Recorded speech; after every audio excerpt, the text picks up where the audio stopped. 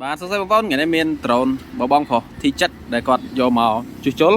គាត់មានបញ្ហាទៅលើ ESC របស់គាត់ឥឡូវយើងបានធ្វើការឆែក ESC របស់គាត់ហើយគាត់ធ្វើការផ្លាស់ប្ដូរគ្រឿងបន្ថែមទៀតឥឡូវខ្ញុំបង្ហាញគ្រឿងតិចដែលគាត់ធ្វើការផ្លាស់ប្ដូរបងប្អូន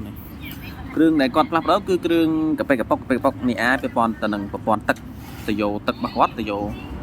នេះវាមានបញ្ហាគៀបបាទគៀបកពិតខូចចាស់ចឹងទៅ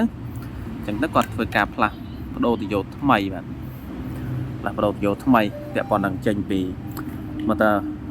បូមទឹករបស់គាត់រុញទៅដៃសាយបាទហើយក៏គាត់ធ្វើការផ្លាស់ប្ដូរម៉ូទ័រដៃសាយដូចគ្នានេះជាបច្ចេកទេសយើងកំពុងតែធ្វើការផ្លាស់ប្ដូរឲ្យគាត់នេះគាត់ផ្លាស់ប្ដូរឲ្យអីនេះទៅយកថ្មីបាទនេះទៅយកចាំរបស់គាត់អាថ្មីនេះគឺសតែម្ដងបាទអានេះទៅយកដែលយើងបានផ្លាស់ប្ដូរទៅយកនេះគឺវាស្ថិតនៅក្នុងដៃអាមបាទនេះយកនេះវាធម្មតាទេបងប្អូនតែដល់អាយុកាលវាត្រូវខូចអញ្ចឹងហើយបាទវាទៅអាឡៃនេះវាបត់ទៅបត់មកនៅក្នុងដៃអាមពេលដែលបត់បាក់ដៃចុះឡើងឥឡូវហ្នឹងវាធ្វើចលនាអញ្ចឹងវាបត់ទៅបត់មកយូរទៅក៏វាបាក់វាខូចវាលិចជ្រាបទឹកថ្នាំអីអញ្ចឹងយើងធ្វើការផ្លាស់ប្ដូរអញ្ចឹងទៅបាទវាជាធម្មតាទេបងប្រើប្រាស់វាលេងអីនឹងខូចទេបងប្អូនគាត់អាយុវ័យឆាប់តែអាស្រ័យលើការប្រើប្រាស់បច្ចេកទេសជននេះបាទបងប្អូនអញ្ចឹងវីដេអូនេះមានប៉ុណ្ណឹងទេខ្លីបាទចាំជួបគ្នាទៀតនៅក្នុងវីដេអូក្រោយបាទ